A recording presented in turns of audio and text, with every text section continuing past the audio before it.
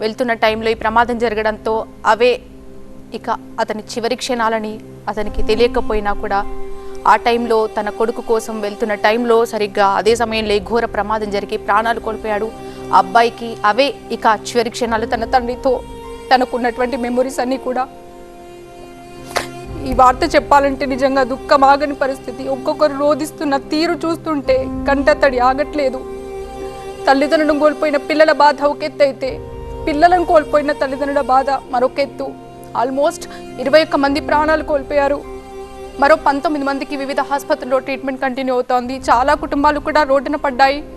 ఒక మూవీలో మనం చూస్తుంటాం, ఒక యాక్సిడెంట్ వల్ల ఎన్నో కుటుంబాలు కూడా రోడ్డున పడ్డ పరిస్థితులు అంటూ ఒక డైలాగ్ ఉండేది. నిజంగా సరిగ్గా ఇప్పుడు అదే గుర్తొస్తోంది.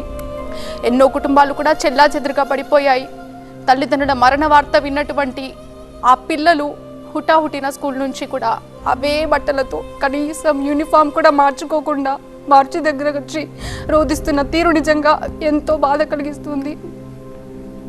తల్లిదండ్రులు ఇక లేరు, ఇక వారు రారు, ఇదే మా లాస్ట్ మినిట్స్ అంటూ కూడా వారు రోధిస్తున్న తీరు అంతా ఇంత కాదు. నిజంగా మార్నింగ్ నుంచి న్యూస్ చూస్తుంటే ఎంతో ఎమోషనల్గా అనిపిస్తోంది. అంతేకాదు ఇక మా తల్లిదండ్రులు రారా అంటూ కూడా వాళ్ళు ఏడుస్తున్న తీరు టీవీ నేను చూస్తున్న ప్రతి ఒక్కరిని కూడా కలిసివేస్తోంది. నిజంగా అతివేగమే ప్రమాదానికి కారణమా, లేదంటే నిద్రమత్త, లేదంటే తాగి డ్రైవ్ చేశాడా, ఇలాంటివన్నీ కూడా చాలా కోణాల్లో కూడా ఎంక్వైరీ చేస్తున్నారు.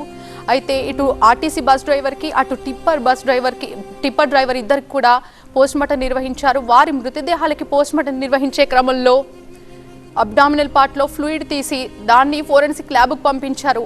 ఆ రిపోర్ట్స్ వస్తే మధ్యలో ఇలా జరిగిందా, లేదంటే నిర్లక్ష్యంగానే ఇలా జరిగిందా, లేదంటే ఓవర్ స్పీడే ఎందుకు కారణమా అనే విషయాలు కూడా తెలియాల్సి ఉంది.